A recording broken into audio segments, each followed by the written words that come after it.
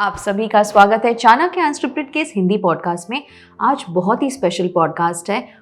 हर एक इंसान की लाइफ में कोई ना कोई इन्फ्लुएंस होता है और आज हम जिनके बारे में बात कर रहे हैं वो सर की लाइफ के सबसे बड़े इन्फ्लुएंस है श्री C.K.K. पिल्लाई, जो सर के फादर है। और इतनी inspiring journey, who was a spiritual leader, author और एक valuable I would say resource person. आज सर उनके बारे में हमें बताने वाला है। तो सर, सबसे पहले मैं जानना चाहती हूँ कि अंकल की अर्ली लाइफ कैसी थी? एकदम normal. He came from a village. He was born pre independence, आज़ादी के पहले उनका जन्म हुआ था केरला के एक छोटे गांव में जिसको हम कहते हैं नूरनाड। सुना भी नहीं होगा। तो वहाँ पे उन्होंने स्कूलिंग की, थोड़े पढ़ाई की, बट वो काफ़ी अच्छे स्टूडेंट रहे हैं, विद्यार्थी रहे, उन्होंने अच्छी पढ़ाई की। और उनके जो भाई बहन है वो कहते हैं कि बेसिकली इतने पढ़ने का इंटरेस्ट केवल एग्जाम के लिए नहीं पढ़ते थे, आगे जाके वो इंजीनियर बने। उस जमाने में इंजीनियर, आप सोचिए। उन्होंने महात्मा गांधी को भी देखा है, तो उस जमाने के उन्होंने फ्रीडम फाइट भी देखा है, बिफोर एंड आफ्टर इंडिपेंडेंस भी भारत देखा है। उसके बाद वो बैंगलोर आए, वहाँ पे उन्होंने काम किया। उसके बाद बॉम्बे आए और उनका जो सबसे ज़्यादा जो काल था वो जब गए 90 साल के थे, 90 years. Maximum time of his life was in Mumbai only. लेकिन इनका जो पास्ट आप बोलोगे तो इतना इंस्पायरिंग रहा है कि बेसिकली एक छोटे से गांव से आया हुआ एक व्यक्ति एक अपने जीवन में एक लक्ष्य लेके जाता है कि मेरा जीवन का लक्ष्य है मोक्ष की प्राप्ति। लोग बोलने मुझे ये बनना है, वो बनना है, ठीक है, वो भी एक लक्ष्य है। इनका तो एकदम क्लियर था कि मुझे आध्यात्मिक जीवन जीना है। और वहाँ से जो शुरुआत की थी, आज भी वो तो चले गए लेकिन वो क्वालिटी मुझ में छोड़ के गए। सर, अंकल एक ऑथर थे। 13 किताबें लिखी मलयालम में। तो हमारे बीच में एक पॉइंट तक कंपटीशन भी होता था। मैं एक किताब लिखता था, वो एक किताब लिखते थे। हाँ, जब मैं छोटा था तभी उन्होंने 2 किताबें लिखी थी। लेकिन जब उन्होंने प्रोग्रेस देखी किताब में तो उनको लगा चलो यार, तब तो वो रिटायर हो चुके थे, मुझे लिखना है। तो मैं उनको प्रोत्साहन देता था, वो भी मुझे प्रोत्साहन देते थे। मुझे अभी भी याद है, शादी के पहले या फिर मेरे पैदा होने के पहले जो सबसे पहली किताब उन्होंने लिखी थी उसका नाम था Radha. It was his first novel. तो अभी मेरा नाम राधा है। तो मैंने उनको पूछा कि ये राधा नाम क्या मेरे नाम से कुछ जुड़ा है? नहीं, वो अलग ही था, बट कनेक्शन हो गया। करेक्ट। तो मुझे अभी भी याद है कि मैंने उनका कभी किताब देखा नहीं था राधा, बिकॉज वो उस जमाने में उन्होंने लिखा था तो बोला कि कोई ना कहीं कॉपी तो होगी। बोला शायद होगी, कि उस जमाने में मैंने सेल्फ पब्लिश किया था, प्रिंट किया था और बहुत सारे केरला के लाइब्रेरीज में रखा हुआ होगा। मैंने सबको गिफ्ट कर दिया और हमारे पास कॉपी नहीं। तो मुझे अभी भी याद है कि मैंने कहा नहीं पापा, अगर जिंदगी में अपॉर्चुनिटी मिलती है मैं आपका किताब पढ़ना चाहूँगा। आप विश्वास नहीं करोगे उन्होंने क्या किया। वो केरला में गए, अपने जो भी भाई बहन है सबसे बात की, कौन से लाइब्रेरी में किसने दिया, जाके ढूंढा, उनको एक कॉपी मिला जो ऑलमोस्ट 50 ईयर्स एगो, और उन्हें वापस रीपब्लिश की। तो he was not just an author, but उनके सारे किताबों की एक कॉपी आज भी मेरे पास है, and it is still my inspiration. आज मैं अगर India number 1 word of business author हूँ, मैंने 22-23 किताबें लिखी हैं, और यही कारण है कि पिताजी खुद ऑथर थे और मुझे सिखाते थे कि कैसे पढ़ना है और कैसे लिखना है। सर, हर इंसान की लाइफ में कोई ना कोई कोर वैल्यूज या प्रिंसिपल्स होते हैं। तो अंकल की लाइफ में कौन से ऐसे कोर वैल्यूज थे जिन्होंने एंड तक उनको, बोलते हैं हम जैसे कि लिविंग योर वैल्यूज? 2 चीज, जैसे पहले मैंने कहा आध्यात्मिक वैल्यूज, स्पिरिचुअल वैल्यूज, और दूसरे है गृहस्थाश्रम का वैल्यूज। तो पहले मैं आपको एक्सप्लेन करूंगा क्या है आध्यात्मिक वैल्यू। आपको पता है, ही was a very successful person, बहुत सक्सेसफुल इंजीनियर थे, बड़े बड़े कंपनीज में काम किए। उसके बाद उन्होंने खुद का भी चालू किया, बहुत कुछ किया, वेरी हार्ड वर्किंग पर्सन। लेकिन उन्होंने कहा कि हम कब तक काम करेंगे, जीवन का लक्ष्य केवल काम करना और पैसे कमाना नहीं है। अगर वो पैसे कमाने में सिर्फ लग जाते, would have been a multi billionaire. उनका लक्ष्य वो नहीं था। स्पिरिचुअल वैल्यूज, उनको रुचि आता था मेडिटेशन करने के लिए, किताबें पढ़ने के लिए, so love to meet people. तो आखिरी दम तक मैंने देखा है कि वो लोगों से मिलते थे, बात करते थे, वेरी सोशली एक्टिव पर्सन। आप सोचिए कि at the age of 90 he is climbing the Himalayas. तो ये बहुत बड़ी बात है। उनको कभी भी ऐसा मेंटली लगा नहीं कि अभी बूढ़ा हो गया हो। हमें डर लगता था कि उस उम्र में वो ट्रेन में जाते थे, लोकल ट्रेन में, जबकि मुझे लगता नहीं हम गाड़ी भेज देंगे, हम कोई ओला उबर कर देंगे, नहीं। सो पहली जो स्पिरिचुअल, लॉट ऑफ स्पिरिचुअल था, उनका वैल्यूज था। बोलते कि शरीर के रोग से पहला मन के रोग को दूर करो। जैसे all your problems physically starts with the mind. ये उनका फर्स्ट जो वैल्यूज, जो स्पिरिचुअल, लास्ट तक वो ध्यान करते थे, सब करते थे, हमें सिखाते थे। दूसरी जो बात है जो गृहस्थ आश्रम के वैल्यूज, मैं तो ये कहूँगा कि मैं इतने सन्यासियों से मिलता हूँ, मेरे बहुत सारे सन्यासी मित्र भी हैं, लेकिन सन्यास केवल कपड़ों का रंग बदलना नहीं है या फिर छोड़ के भाग जाना, कोई हिमालय में बैठ के ध्यान करा, वो सन्यास नहीं होता। वो एक्चुअली अंदर से सन्यासी थे, बस टोटली डिटैच्ड। अब लेकिन उन्हें कभी अपना घर छोड़ के गए नहीं। तो जैसे कि एक ही लड़का हो, ना भाई है ना बहन है, so he did all his duty as a husband, तो एज ए फादर। और एक गृहस्थाश्रम धर्म जो होता है केवल अपने जो परिवार है, बीवी बच्चों का नहीं होता।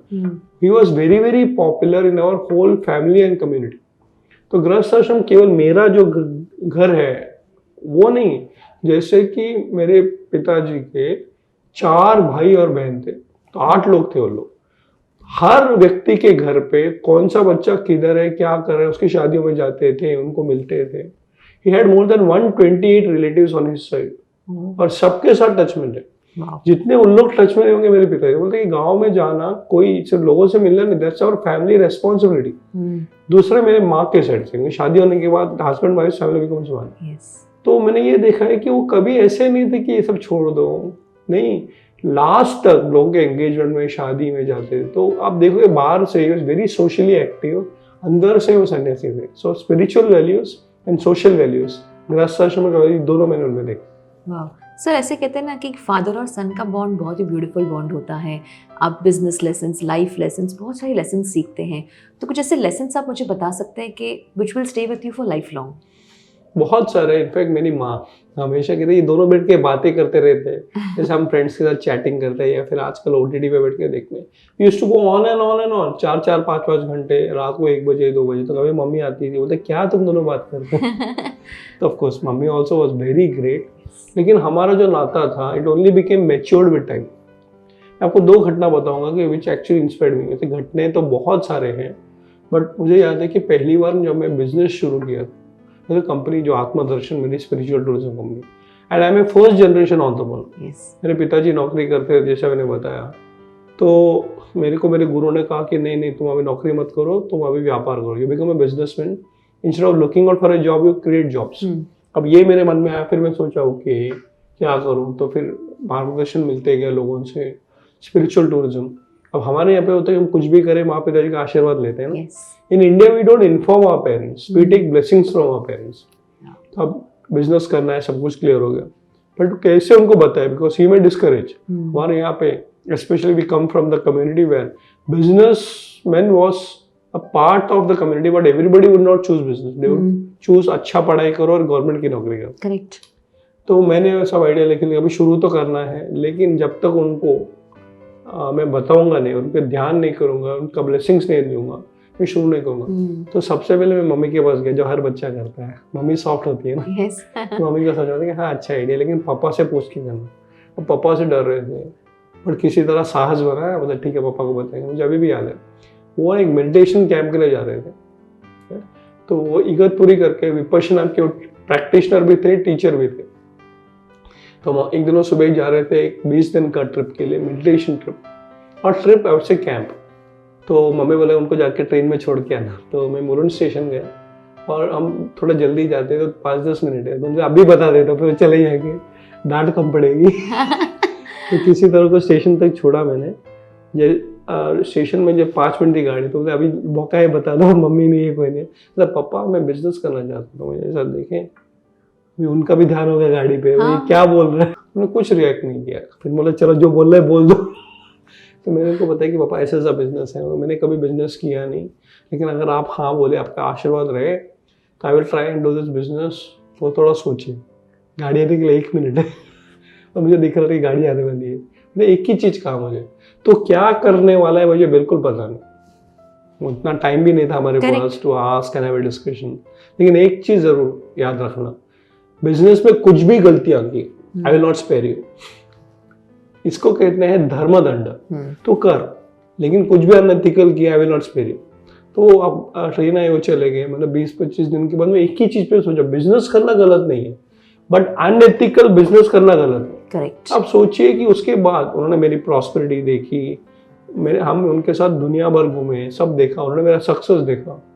तो उनको एक चीज क्या अच्छा लगा, it's not success, it's not fame, it's that whatever you do, so you are doing ethically, never do anything unethical.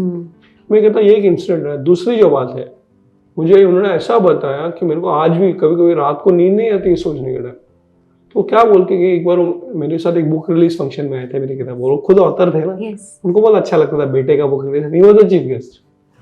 तो मेरे ऐसे जो लेटेस्ट बुक है 100 सूत्रास, मैंने मोर देन 130 रिलीजेस किए, सो बहुत सारे इवेंट्स किए। आप रिया बोलो, कार्तिका बोलो, मीना बोलो, आप बोलो, सब लोगों ने बहुत मेहनत की है इसके पीछे। तो मुझे एक इंसिडेंट पता है जहाँ पे एक इवेंट में मेरे बेटे ने मेरा बुक रिलीज किया और एक इवेंट में मेरे पापा ने मेरा बुक रिलीज किया। तो मुझे अभी तब हम चेंबूर में एक स्कूल में थे, I don't remember which school it was, तो वहाँ पे इवेंट हुआ, रिलीज हुआ और हम गाड़ी में वापस आ रहे थे, तो उनके चेहरे पे स्माइल अच्छा लग रहा था, बेटे का बुक रिलीज मैंने किया, खुद ऑथर है। उन्होंने क्या बताया मुझे पता है, मतलब बेटा एक दिन याद रखना, ये सब छोड़ना पड़ेगा।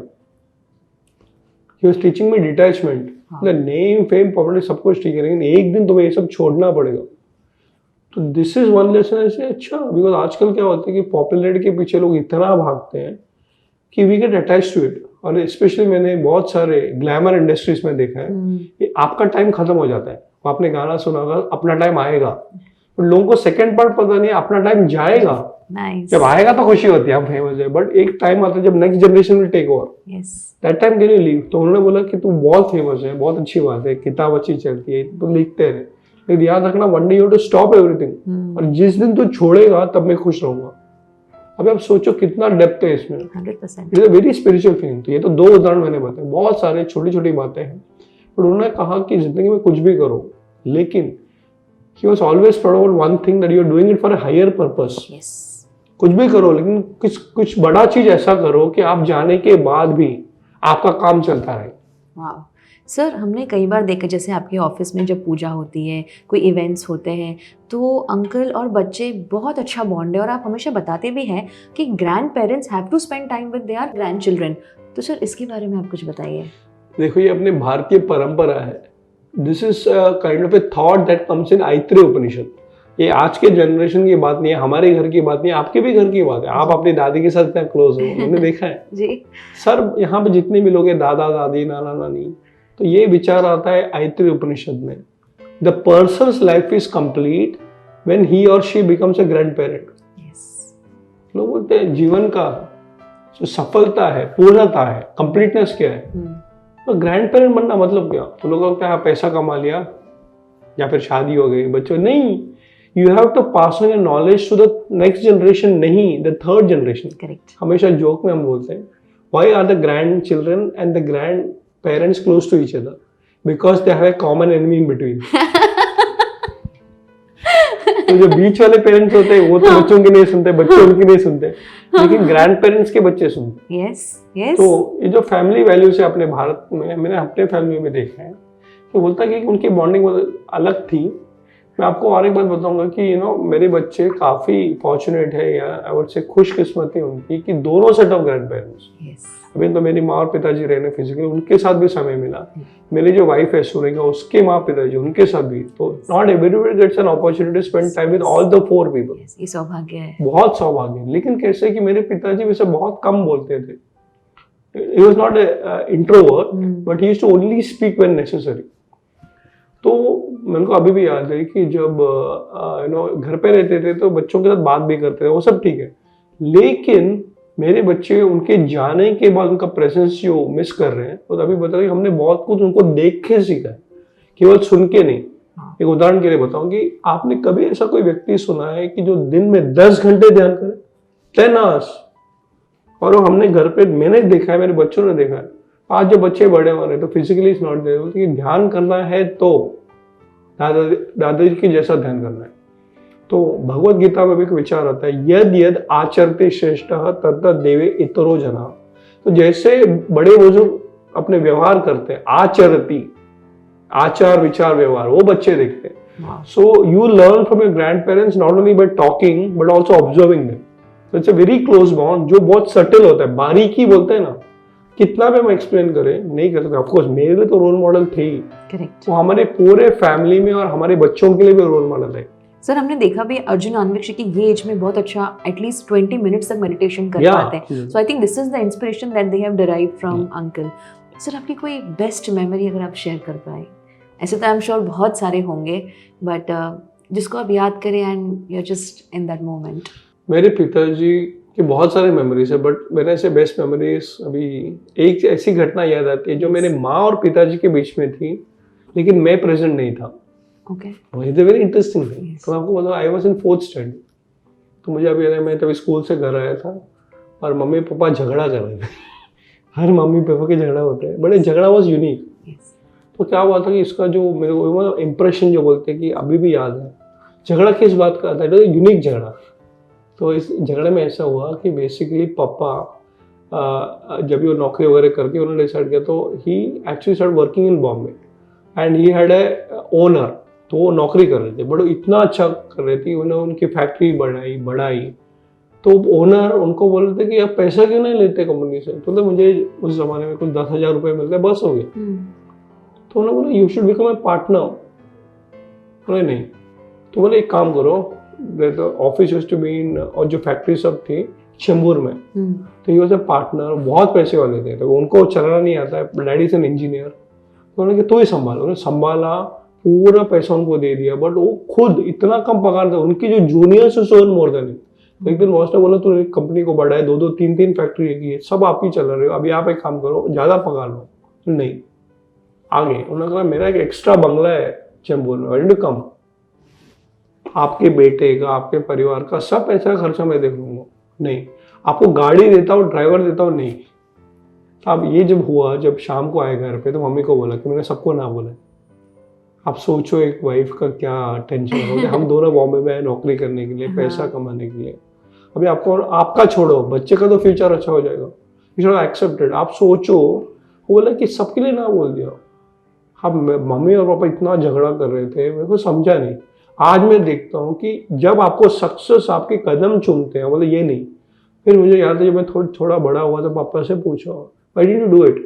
पैसा तो चाहिए ना घर चलाने के लिए, और आपको ऐसा नहीं, सामने से बोल रहे हैं, you are like a big boss in that company. Correct. तो बोला गाड़ी लो, बंगला लो, पैसा लो, सब आप ले लो. नहीं बोले, like a reward. It's a reward, it's a recognition. पापा ने 1 रुपये लिए तो 10 रुपये देने वाला आदमी. उन्होंने एक ऐसी बात कही जो आज भी मुझे याद है. उन्होंने क्या कहा पता है, अगर मैं उसको हाँ बोल दूं तो मेरा काम बढ़ेगा. ओके. तो बिकॉज अगर मैं 10,000 रुपये लेगा तो उतना ही मेरे को काम करना है ना. अरे 50,000 रुपये 5 टाइम्स मोर वर्क. इसके वजह से क्या हो जाएगा पता है, मेरा स्पिरिचुअल टाइमिंग कम हो जाएगा.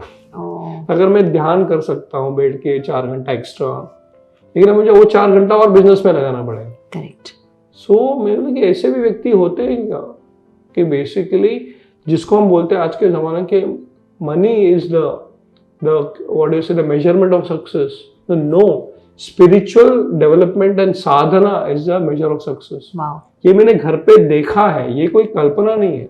आज जब देखता हूँ तो बोलते कि नहीं, ये जो मैं कर रहा हूँ आज है भगवान की कृपा से, नेम फेम सब है, but I have never got attached. आज भी छोड़ना है, छोड़ के निकल सकता हूँ. ये इंस्टेंस बहुत डीप रहा है मेरे. सर कोई फिलोसॉफिकल टीचिंग्स आप बता सकते हैं जो आपने अंकल से सीखी? 2 चीज, बहुत पढ़ो. So he was a reader and he was a writer. बोलते कोई भी विषय में अगर आपको मास्टरी प्राप्त करनी है तो पढ़ो.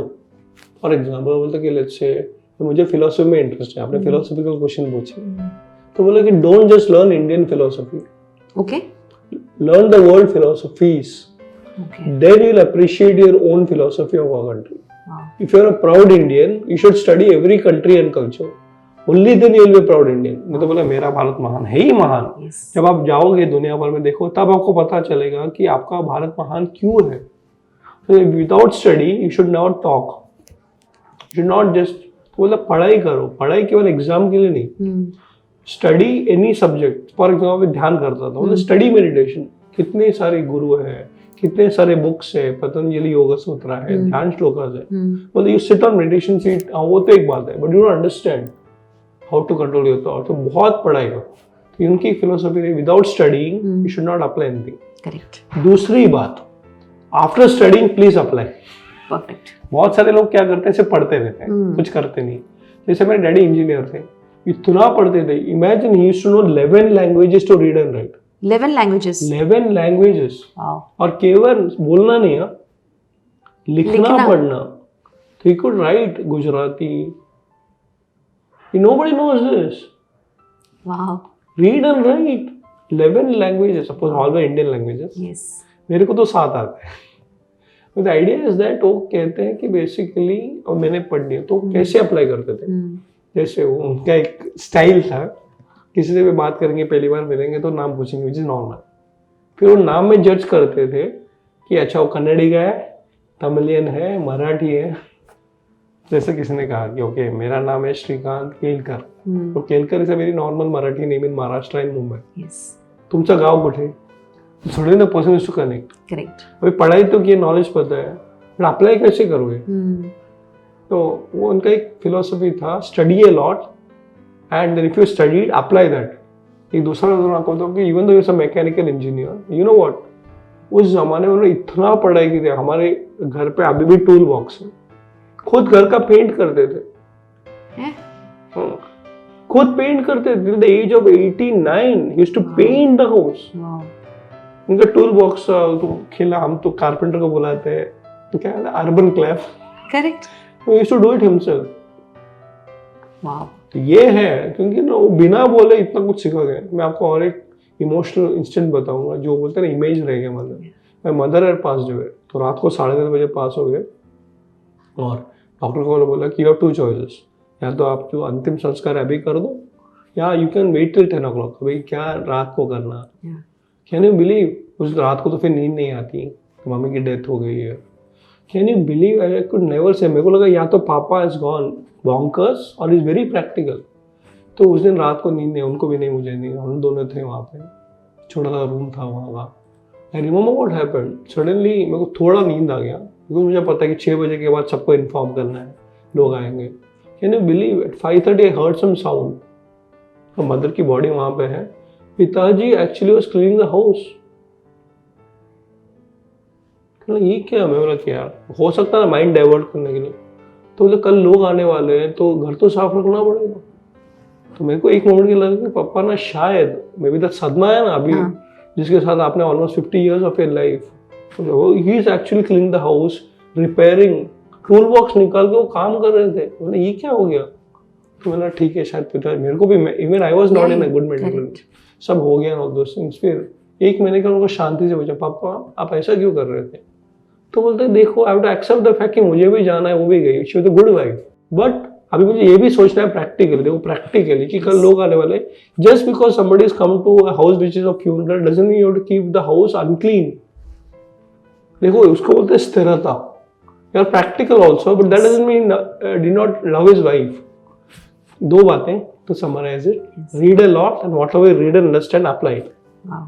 सर कि उनके लास्ट के कुछ दिन कैसे थे. एट द एज ऑफ 90 वो आपके साथ हिमालय आए, काफ़ी ट्रिप्स पे आए, सो एक्टिव, सो एनर्जेटिक.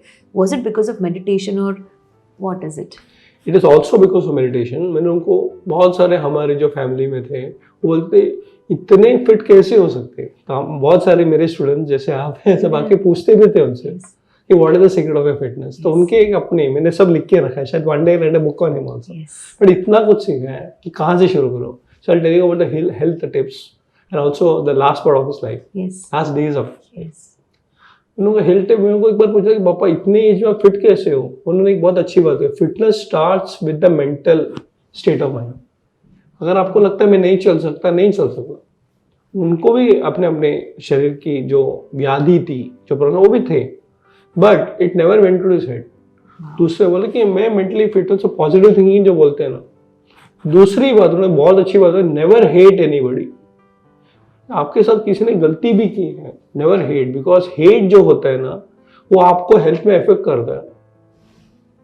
मैंने बहुत सारे ऐसे लोग भी देखे जो उनकी लाइफ में शायद पता नहीं who must have done wrong to him, शायद पैसा लिया हो, नहीं रिटर्न किया हो, maybe some family issues है, वो तो हर फैमिली में होता है. बट हेटेड चीज क्या है उनके मन में कभी था ही नहीं. तो this is the secret of health. And he was always smiling. जब भी हम मिले, always smiling. बहुत सारे इंस्टेंस है जब हमको लगता है मम्मी से स्टार्ट हेटिंग, ये व्यक्ति ने आपको ऐसे किया वैसे किया, शांत है. तो बोलते क्या करोगे आप, किसी का नेचर ऐसे है, तो you can't change, but you have to be healthy. दूसरी बात आपने जो पूछी कि last days, I been very fortunate. मैं इतना ट्रैवल करता हूँ, तो मम्मी चले गई और मेरे को पिताजी के साथ उनके लास्ट के 3 साल मिले 1 to 1। घर पे हम 2-2, 3-3 घंटा बैठ के बातें करते थे, सुरेखा बच्चे सब थे। लेकिन मन में कभी एक डर रहता था, बिकॉज हम ट्रैवल करते हैं, वैसे घर पे थे कि पिताजी बिकॉज इज एजिंग ऑल्सो, मैं उनके साथ रहना चाहता हूँ व्हेनेवर पासिंग, बिकॉज मम्मी मेरे आगे गई। अभी कहीं सोचो मैं बाहर गाँव हूँ, आउट ऑफ बॉम्बे हूँ, अमेरिका में हूँ, पता नहीं, फिर वो फ़ोन कॉल आ जाएगा, फिर रश करके जाओ, तो कहीं ना कहीं मन में था। And how we passed away. मेरा एक दोस्त है डॉक्टर मिलिंद अग्रवाल, उसने एक बार फ़ोन किया और कहा कि तुम्हें ये प्रोग्राम में आना है। तो is also a spiritual friend of mine. तो मेरे पिताजी ने, डॉक्टर मिलिंद अग्रवाल का पिताजी का एक संकल्प था कि बेसिकली वो एक शिव के मंदिर को डोनेट करे। शिव के मंदिर में डोनेट नहीं करे, have to donate a temple, उनके पास पैसा था वगैरह। तो बोलते हैं गुजरात में एक जगह है Chanod, which is supposed to be very spiritual place. तो हम लोग ने वहाँ पे एक बद्रिका आश्रम है, जो हमारे जो ट्रेडिशन है संप्रदाय में वो है। तो पिताजी ने कहा हम वहाँ पे शिव मंदिर बना के देंगे। तो मेरे को फोन आया, आप आ सकते हो? नहीं, उस डेट पे मैं अवेलेबल नहीं हूँ, and I had a booking somewhere else. But क्या हुआ, unfortunately, I would say fortunately, that trip got postpone. तो मैंने उसको समझ में बताया कि देखो मैं अवेलेबल हूँ, क्या नहीं कहूँ। हाँ बिल्कुल आओ, अंत हैप्पी, तूने मेरा दिन बना दिया। तो और भी कोई आता है, ठीक है मैं घर पे चेक कर दूँ। मैंने सुरेखा तुम आना चाहोगे? तो उसका कुछ क्लासेस वगैरह था, बच्चों का स्कूल था, तो देखो नोट को मतलब पापा को पूछो, पापा आओगे क्या? तो एकदम सडनली बोला मैं तो आने को तैयार हूँ। I was surprise that we went. और मिलिंद बहुत अच्छा arrangement. I still remember the date, 22 February was the day he left. 21 को हमारे साथ आए बस में, चाणोद में हम लोग गए, नर्मदा में गए, सब हो गया। सरदार पटेल का स्टैचू देखा, he was his role model. पिताजी ने वो जनरेशन देखा है जो भारत का, जो सरदार पटेल सब थे, स्टैचू विजिट देखा। 21st night, interestingly that day was the birthday of Milind Agarwal. Birthday celebrate किया, रात को 2 बजे तक हम लोग एक्टिव थे, वो सब हो गया, पार्टी बनाई। नेक्स्ट डे मॉर्निंग पूजा खत्म हो गया, यानी पास जब पीसफुली। और एक बात जो मुझको अभी भी आता है, इंस्टेंसेस कितने हैं आपको पता है वो कैसे गए? It was something so टची। मुझे अभी भी आता है, हम रूम में थे तो मेरे को बोला कि मेरे को थोड़ा खाना खिलाओ। इतना आदमी कभी किसी को मेरे को खाना, ठीक है होगा शायद कुछ होगा। उसका तो मेरा पैर दबाओ, ठीक है पैर भी दबाओ। फिर मैं कहता हूँ मैं हमेशा तेरे साथ हूँ, जिस पास जो कहने का क्या है, basically the last moment also was inspiring. कभी उन्होंने मेरे से काम नहीं करा, ऐसा क्यों कर रहे हो? अभी पार्ट 2 इज मोर इम्पोर्टेंट। अभी चलो मैं उनके साथ में था, एक खुशी है, सबको जाना है, मुझे भी जाना है, आपको भी जाना है। But I was with him because सबसे बड़ा जो फियर के शायद जब वो लास्ट में जाएंगे मैं नहीं रहूँगा, वो हो गया। उसके बाद हमने वहाँ पे जो सब वहाँ पे समझा, तो वहाँ के लोग हमें बताने लगे, मतलब आपको पता भी नहीं है कि आपके पिताजी कैसे गए मतलब क्या, may be just passed away in sleep. Doctor के पास गए ऑल दोस थिंग्स, हम वहाँ पे बिकॉज चेकअप होता है ऑल दोस थिंग्स, वहाँ पे हम गवर्नमेंट हॉस्पिटल में गए। सो उन्होंने बहुत अच्छी बात बताई, डॉक्टर ने बोलता मैं आपको बता देता हूँ कि बेसिकली मेडिकल एंगल से मेरे को कुछ लिखना पड़ेगा डेथ सर्टिफिकेट पे कि पास जो है because of cardiac arrest, but reality is something different. हाँ डॉक्टर क्या बोला, मैं आपको ये लिख के नहीं दे सकता because that's my profession. Correct, actually वो योगी, तो वो जो थे शायद वो स्वामीनारायण संप्रदाय के एक भक्त थे। तो बोले कि मैं कुंडलिनी योगा प्रैक्टिस करता हूँ। तो आपके पिताजी ऐसे नहीं है, he decide to live his body. और सहस्त्र जो है बोलते कि he had control over his breath, तो यहाँ से निकली and exactly at that time in the puja got over of the temple. दूसरी बात मेरे को ये तो तभी वो मेंटल कंडीशन नहीं था समझने के लिए, उनको बॉम्बे आना पड़ा। फिर वहाँ के जो लोकल लोग, आपको पता है कि लोग चाणोद में क्यों आते हैं? मुझे भी नहीं पता। जैसे वाराणसी में लोग कहते हैं अपने देह को त्याग देने जाते हैं। तो काशी की यात्रा इज सपोज टू बी अंतिम यात्रा। इनफैक्ट बहुत सारी मूवीज भी है इसके ऊपर कि that is the place where people want to die. वैसा जगह है चाणोद कि जहाँ पे लोग नर्मदा में जाते हैं अपने शरीर को त्याग देने के लिए। तो I am telling you this, is living LIVING was inspirational and is leaving LEAVING was also inspirational. So last question, I know बहुत ही इमोशनल मोमेंट है एंड इससे आई एम श्योर जितने भी यंगस्टर्स देख रहे हैं जो अपने पेरेंट्स के साथ टाइम नहीं बिताते, life is very unpredictable you know. तो जैसे आपने बोला कि आपको वो डर बैठ गया था कि यू नो अगर मैं किधर भी रहूँ और कुछ ऐसा न्यूज़ आ जाए, बिकॉज ऑलरेडी एक इंसिडेंस ऐसा हो चुका है। तो आई एम श्योर ये जो आज पॉडकास्ट लोग देखेंगे, they will spend more time with their family, they will value their parents, respect their grandparents, and एक आखिरी सवाल सर आपके लिए, आप उनकी लेगेसी आगे कैसे लेके जाना चाहते हैं? आपको एक बात बताऊं, it's a very strange feeling. I miss him and I don't miss him also. उसका रीज़न आपको बताता हूँ कि बेसिकली व्यक्ति कभी चला नहीं जाता, शरीर चला जाता है, बट विचार नहीं जा सकता। तो गुड पार्ट इज दैट उनके सारे जो भी अनुभव मैंने लिख के रखे, एक अच्छी आदत है लिखने की। And I tell you whenever have a problem, पता नहीं कि उनके विचार आ जाते हैं। जैसे अगर बिजनेस में पैसे का प्रॉब्लम होता है या कुछ प्रॉब्लम होता है, मन में होता है कि ये कर ले वो कर ले, नहीं तो उनकी याद है पहली बार बिजनेस किया, कुछ भी गलत मत करना। करेक्ट। तो आज पिताजी नहीं है, लेकिन उनका जो उपदेश है वो, और वो जो उपदेश कि ओके एक दिन तुम्हें छोड़ना पड़ेगा, believe me I never get attached. ठीक है यार, आज फेमस हो, कल नहीं भी हो सकता हूँ, मुझे कभी प्रॉब्लम नहीं होगा। तो जो आखिरी एडवाइस जो मेरे साथ हमेशा रहती है, he is there even though is not there. तो सारे जो व्यूअर्स हमको ये बताऊंगा, देखो जो अपने माँ पिताजी का जो समय मिलता है ना आपको, एंड स्पेशली तो मैं कहूँगा कि जो आपके ग्रैंड पेरेंट्स, दादा दादी नाना नानी, अगर वो आपके साथ जिंदा है, प्लीज बी विद देम। तो लोग बोलते हैं वो गाँव में रहते हैं, कोई बात नहीं, मोबाइल से बात करो, क्योंकि ना वो एक बार चले जाएंगे, उसका आपको इतना रिग्रेट होगा। I have no regrets with my grandparents also. जैसे मैं बहुत सारा मेरा समय मेरे नाना नानी, मेरे मम्मी के डैडी मम्मी के साथ बिताए थे। अभी मुझे पता तब तो छोटा था, पिताजी का तो और अपने बात में तो अभी भी याद है, दादाजी मेरे World War II में थे। देखो ये भी मुझे पता नहीं था, हमको पता नहीं था, बोले हाँ आर्मी में थे, वो सब ठीक।